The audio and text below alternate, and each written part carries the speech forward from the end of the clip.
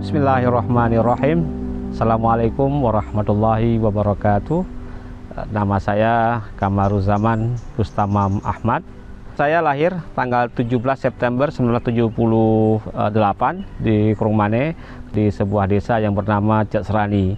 1990 saya mulai masuk pesantren di Busanul Ulum, dikenal sebagai Madrasah Ulumul Quran Langsa, sampai 1993. Nah, sampai 1996 saya itu pindah ke Banda Aceh.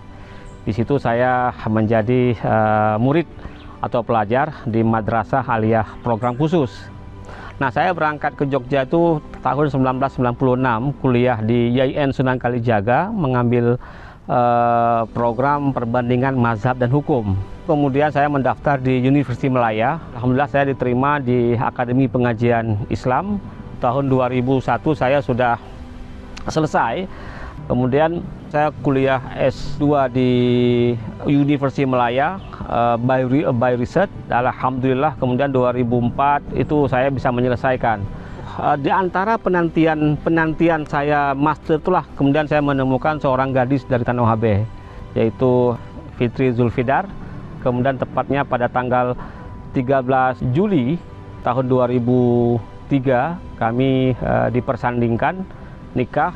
Setelah saya nikah, kemudian saya mendapatkan riset dari Aman Fellowship di Bangkok, kemudian menjadi visiting research di Walilah University. Saya melakukan penelitian di beberapa kawasan di Asia Tenggara. Itulah titik balik di mana saya kemudian harus bisa survive. Kemudian tahun 2005 Januari itu saya kemudian mendapatkan panggilan kontrak bahwasanya saya diberikan kesempatan untuk menjadi staf pengajar di program studi kawasan atau Regional Studies di Walilah University Institute Liberal Art di Nakhon Sitamara, tepatnya di Kecamatan Tak Salah. Kemudian tahun 2006 saya mendapatkan beasiswa dari Latrobe University, dan alhamdulillah pada waktu itu saya mendapatkan beberapa program beasiswa di jurusan School of Social Science. Riset saya tentang From Islamic Revivalism to Islamic Radicalism in Southeast Asia, dan itu sudah publish di penerbit Cambridge Scholar Publishing di UK. Di antara program-program itulah saya kemudian mendapatkan beberapa penghargaan sebagai peneliti muda Indonesia dari Biro Oktroy Roseno IP Indonesia tahun 2012. Kemudian tahun 2007 saya menjadi fellow, mendapatkan dana penelitian dari Nippon Foundation pada waktu itu sebagai Asian Public Intellectual, di mana waktu itu saya mewakili fellow dari Thailand. Nah, setelah itu juga saya mendapatkan 2013 sebagai Young Muslim Intellectual dari Japan Foundation, sebagai Young Muslim Intellectual di level Asia Tenggara. Nah, disitulah kemudian saya berjibaku, bertungkus lumus, kemudian berjuang di Darussalam sebagai orang baru di bagian dari tahun 2013 menjadi UIN, jadi menjadi keluarga besar UIN Araniri. Kemudian berkiprah pernah sebagai ketua prodi di HPI, Hukum Pidana Islam, setelah pulang dari Malaysia. Setelah itu tahun 2022 kemudian oleh Pak Rektor saya ditetapkan sebagai Dekan Fakultas Syariah dan Hukum UIN Araniri.